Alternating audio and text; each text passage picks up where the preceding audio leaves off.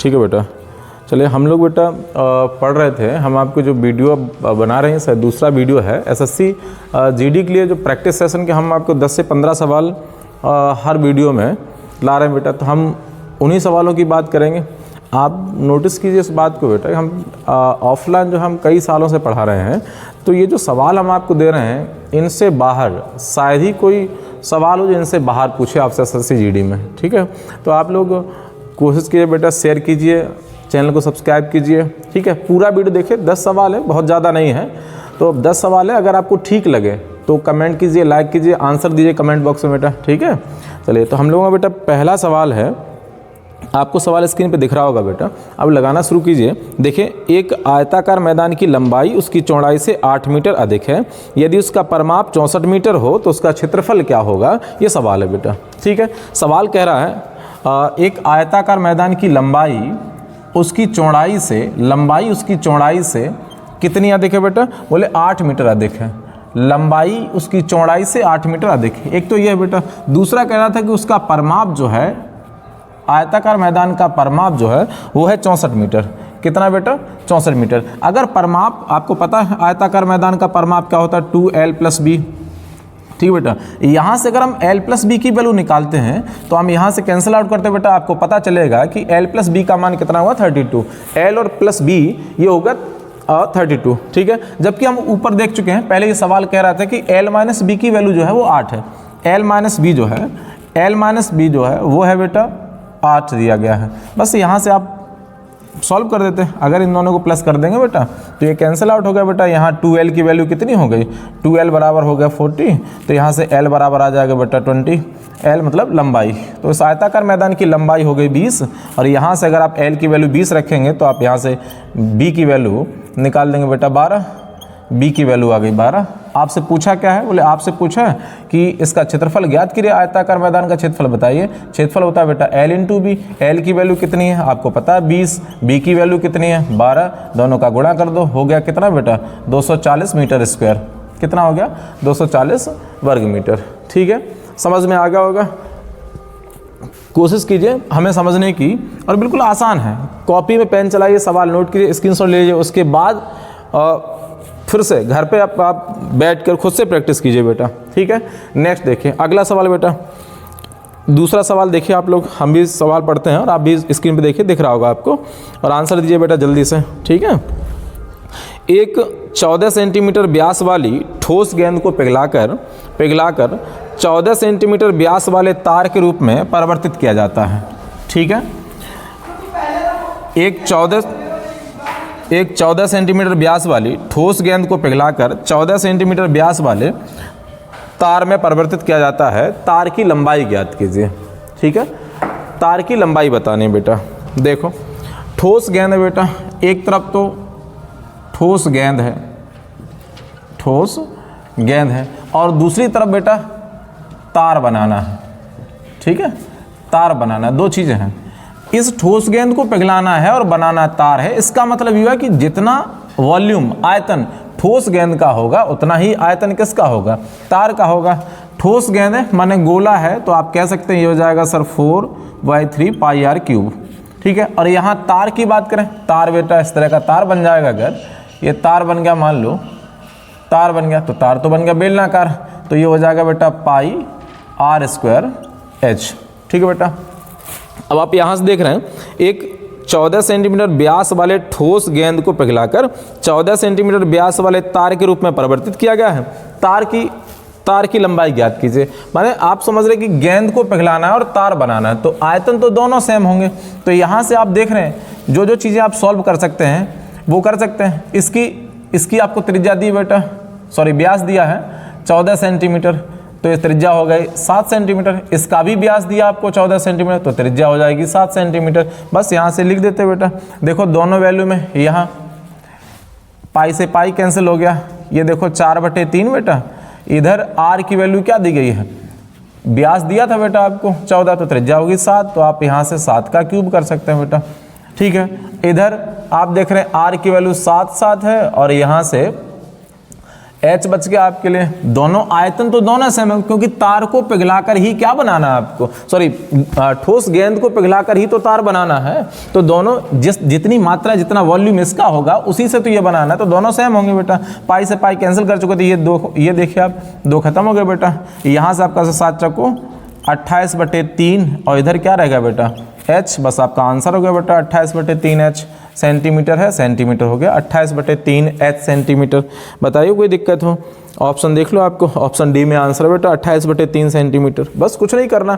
इस गेंद का आयतन ठोस गेंद का आयतन तार के बराबर है, तो जितना ठोस गेंद है उतना ही तो तार का वॉल्यूम होगा। दोनों बराबर कर दिए बेटा यहाँ से, ठीक है। त्रिज्या सेम है, यहाँ से r² खत्म हो गई, एक r बच जाएगी, आप ऐसे लिख सकते थे। यहाँ से H बचेगा और बाकी सारे कैंसिल आउट हो गए बेटा, तो H की वैल्यू हो गई 28/3 सेंटीमीटर। आ गया आपको समझ में? ठीक बेटा, चलिए बात करते हैं अगले सवाल के। नेक्स्ट देखिए तीसरा सवाल बेटा। सवाल पढ़िए आप लोग, और आपको सवाल जो है स्क्रीन पर दिख रहा होगा। देखो, एक हौज में लगे 2 नल A और B इसे क्रमशः 12 घंटे तथा 8 घंटे में भर सकते हैं। एक नल 12 घंटे में भरता है और दूसरा नल जो है बेटा वो 8 घंटे में भरता है, ठीक है। दोनों को एक साथ खोल दिया जाए तो नल A को कितने समय पहले बंद कर देना चाहिए ताकि पूरा हौज 6 घंटे में भर जाए? कितने समय में भर जाए? 6 घंटे में भर जाए, ठीक बेटा। देखो, एक नल A है और एक नल B है, ठीक है। नल A इसे भरता है बेटा 12 घंटे में। कितने में भरता है? 12 घंटे में भरता है। और नल B भरता है 8 घंटे में, ठीक है। अब हम क्या करते हैं, इनका एलसीएम वो आपके लिए टोटल वर्क आ जाएगा, काम आ जाएगा। तो 12 और 8 का एलसीएम लिया बेटा 24, ठीक है बेटा, 24 हो गया। अब अगर 24 में इसकी इफिशिएंसी माने क्षमता देखोगे, कार्य क्षमता कहें बेटा, या 1 घंटे में किया गया जो कार्य होता है, 1 यूनिट टाइम में किया गया कार्य जो होता है उसी को कार्य क्षमता कहते हैं। तो ये 1 घंटे का काम हो गया, ऐसे लिख दें या कार्य क्षमता लिख दें।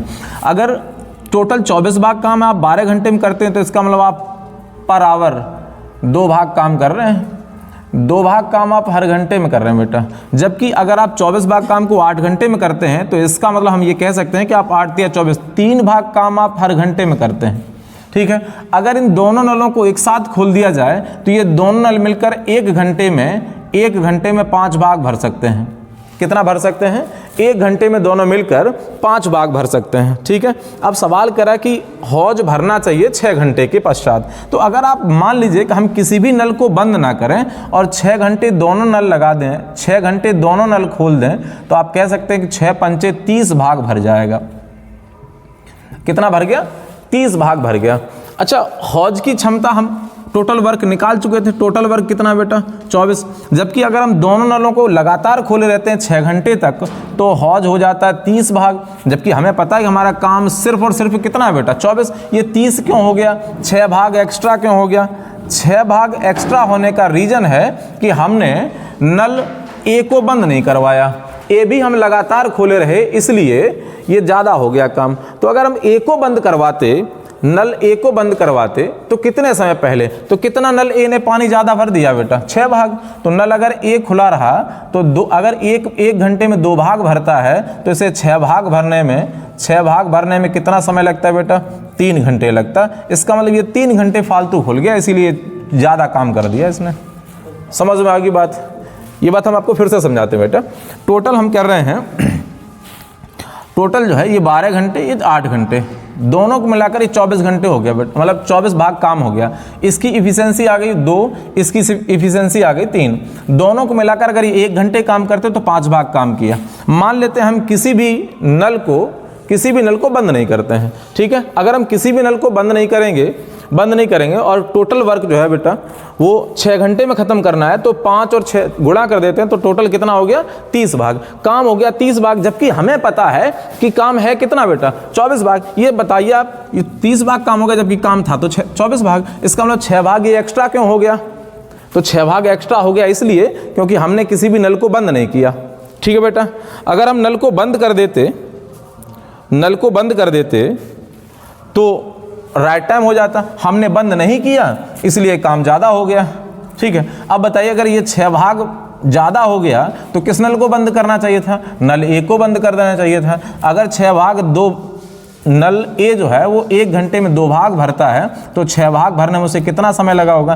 3 घंटे लगा, माने नल ए जो है वो 3 घंटे फालतू खुला रहा, इसलिए ऐसा हो गया। आगे बात समझ में? ठीक है, नेक्स्ट सवाल देखिए बेटा। सवाल आप लोग पढ़िए बेटा, ये कंपाउंड टेस्ट का सवाल है, ध्यान से पढ़िए, हो जाएगा। एकदम से आसान सवाल है, थोड़ा सा आप ध्यान से पढ़ेंगे तो कोई दिक्कत नहीं होगी। देखो बेटा, कह रहा है कोई धनराशि चक्रवृद्धि ब्याज पर 2 वर्ष में 8,100 रुपये तथा 4 वर्ष में 18,225 रुपये हो जाती है, वह धनराशि क्या होगी? ठीक है, बात आ गई समझ में? फिर से पढ़िए आप। कोई धनराशि चक्रवृद्धि ब्याज पर 2 वर्ष में 8,100 रुपये हो जाती है तथा 4 वर्ष में 18,225 रुपये हो जाती है, वह धनराशि क्या होगी? देखिए, मान लीजिए बेटा कोई भी मूलधन है, हमें नहीं पता क्या है ये, लेकिन कह रहा है कि ये धनराशि जो है वो बेटा 2 साल में 2 वर्ष में 8,100 रुपये हो जाती है। ये धनराशि 2 वर्ष में 8,100 रुपये हो गई। ठीक है, आगे कह रहा है तथा 4 वर्ष में यही धनराशि 4 वर्ष में 18,225 हो जाती है। तो जब 2 वर्ष में 8,100 रुपये हो जाती है, तो अब 2 वर्ष और माने 4 वर्ष हो गई है, 2 ये और 2 ये, 4 वर्ष में, 4 वर्ष में कितनी हो जाती है बेटा? 18,225 रुपये हो जाती है। ठीक है, तो बताइए यह धनराशि कितनी है? हम लोग कंपाउंड टेस्ट अगर आप पढ़े होंगे, थोड़ा भी समझा होगा आपने, तो कंपाउंड टेस्ट में क्या होता है कि अगर समय सेम है तो ब्याज सेम नहीं लगता है, लेकिन अगर कंपाउंड टेस्ट है, चक्रवृद्धि ब्याज है, तो सेम टाइम में गुना सेम होता है। जैसे मान लीजिए यहाँ 2 वर्ष हैं, ये धनराशि 2 वर्ष में यहाँ जितने गुना हुई होगी, जितने भी गुना यहाँ से यहाँ हुई है, उतने ही गुना यहाँ से यहाँ हुई होगी।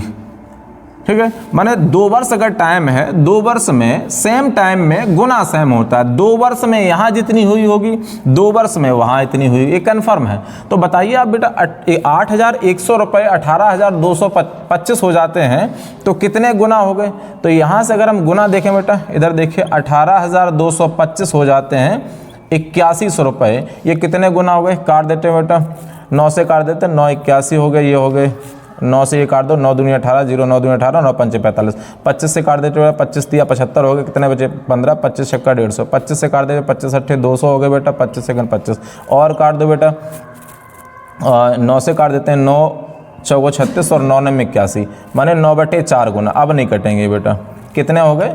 9/4 गुना। इसका मतलब ये धनराशि 2 वर्ष में 9/4 गुना होती है। ये धनराशि 8100 रुपये 2 साल में 18,225 हो गए। इसका मतलब ये बेटा कितने गुना हो गए?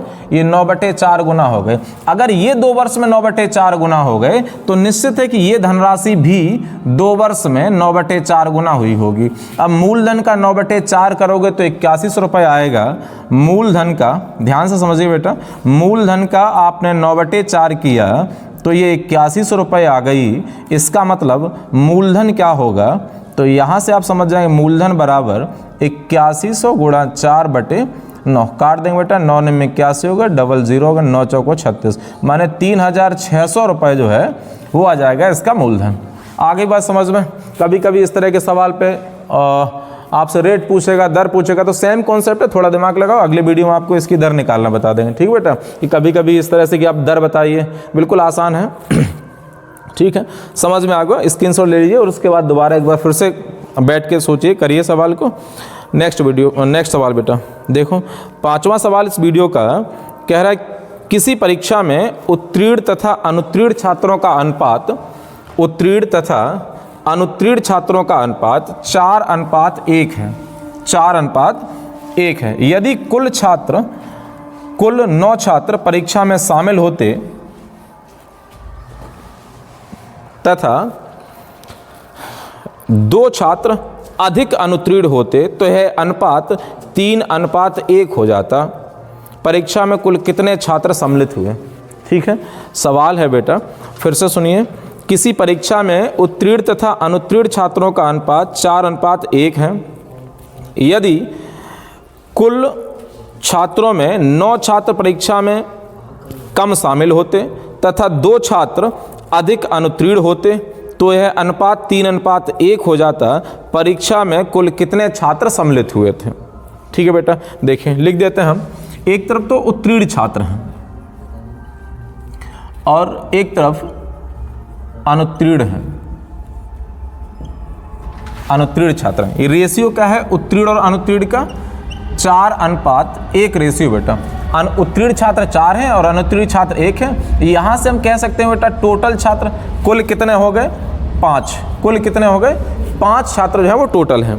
ठीक है, आगे कह रहा है यदि 9 छात्र कम शामिल होते, माने टोटल छात्रों में 9 कम आते, ठीक है, तथा 2 छात्र अधिक अनुत्तीर्ण होते, जितने फेल अभी हुए ना इनमें 2 छात्र और ज़्यादा फेल हो जाते, ठीक, तो यह अनुपात 3:1 हो जाता है। मतलब अनुत्तीर्ण छात्र 3, उत्तीर्ण छात्र 3 होते, 1 छात्र अनुत्तीर्ण होता, टोटल छात्र 4 होते। ऐसा कब होता बेटा? ऐसा तब होता जब टोटल में 9 छात्र कम आते और अनुत्तीर्ण छात्र 2 अधिक होते। ठीक है, माने इन छात्रों में ये जो टोटल छात्र पहले 5 थे अब 4, माने टोटल में 9 छात्र कमाते, 9 छात्र कमाते और यहाँ 2 छात्र अधिक फेल होते, 2 छात्र अधिक फेल होते, तो रेशियो ये बन जाता। बस इतनी सी बात। अभी तो कुछ नहीं किया, बिल्कुल सवाल पे ही सॉल्व कर रहे हैं और कुछ नहीं किया हमने। अब आपको कुछ करना भी नहीं था, इतना अगर आप समझ गए बेटा तो कुछ नहीं करना। देखो 4 एकन 4 हो गया, ये 5 एकन 5 हो गया, 5 में से 4 गए, 1 यूनिट आया, 1 अनुपात आ गया बेटा। यहाँ देखो 9 एकन 9 हो गया और ये 4 दूनी 8, 9 और 8 हो गए बेटा 17। एक वैल्यू प्लस है एक माइनस है, तो 9 एकन 9, 4 दूनी 8, माने ये हो जाएगा माइनस, ये प्लस, तो हो जाएगा 17। 1 यूनिट की वैल्यू 17 अगर है तो टोटल छात्र 5 यूनिट है बेटा। 5 यूनिट का मान क्या होगा? तो ये हो जाएगा बेटा 5 × 17, इसका मतलब आप इसे कहोगे ये हो गया बेटा 85। टोटल छात्रों की संख्या 85 है। बिल्कुल आसान है, आ गया होगा समझ में। स्क्रीनशॉट लीजिए बेटा, फिर बात करते हैं। अगला सवाल, नेक्स्ट 6वां सवाल है। ठीक है बेटा, पढ़िए सवाल, देखिए स्क्रीन पे दिख रहा है आपको। 6वां सवाल देखिए, आगे बात करते हैं। मैथ ना बड़ा इजी सब्जेक्ट है बेटा, है ना, थोड़ा सा भी ध्यान रखेंगे अगर तो बहुत आसानी से कर जाएंगे आप। 6वां सवाल है संख्याओं 25, 36, 30, 28, x का औसत 29 हो तो x का मान क्या है? ये संख्याएं हैं 25, 36, 30, 28, x, इनका जो एवरेज है बेटा ऊपर लिख दे रहे हैं, इनका जो औसत है वो है 29, औसत 29 है। ठीक है, तो x का मान क्या होगा?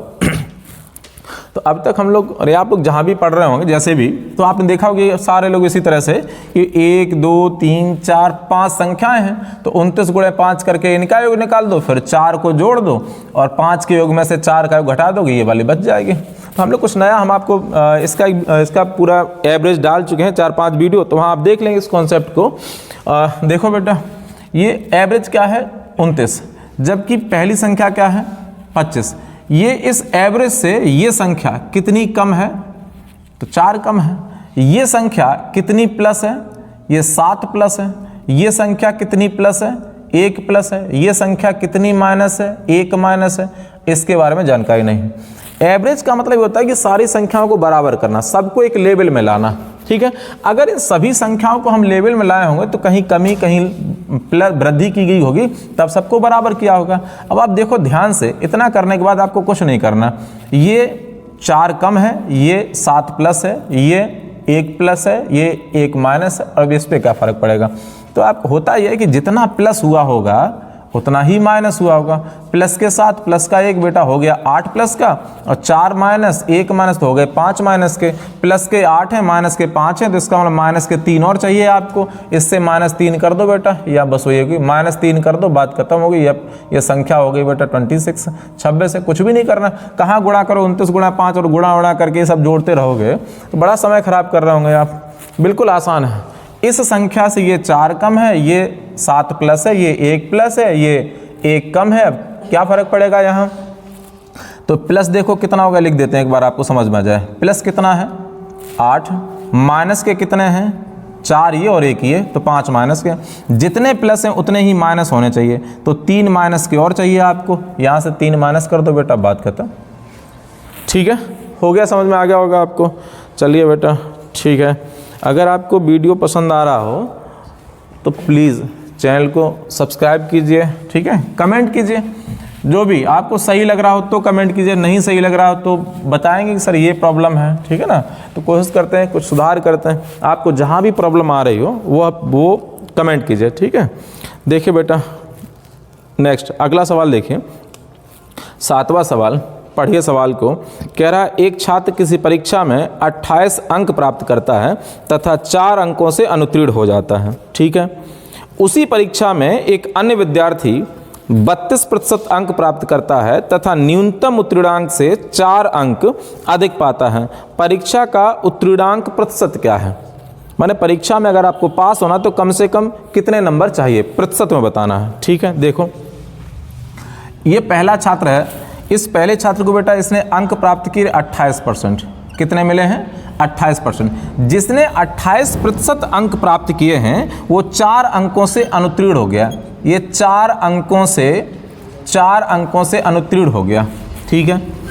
इसी परीक्षा में एक अन्य विद्यार्थी है जो अंक पाता बेटा 32%, कितना पाया है 32%, ये 32% अंक प्राप्त करता है और इस छात्र को न्यूनतम उत्तीर्णांक से 4 अंक अधिक मिलते हैं, मतलब जितने में पास होना था उससे इसके 4 अंक अधिक हैं।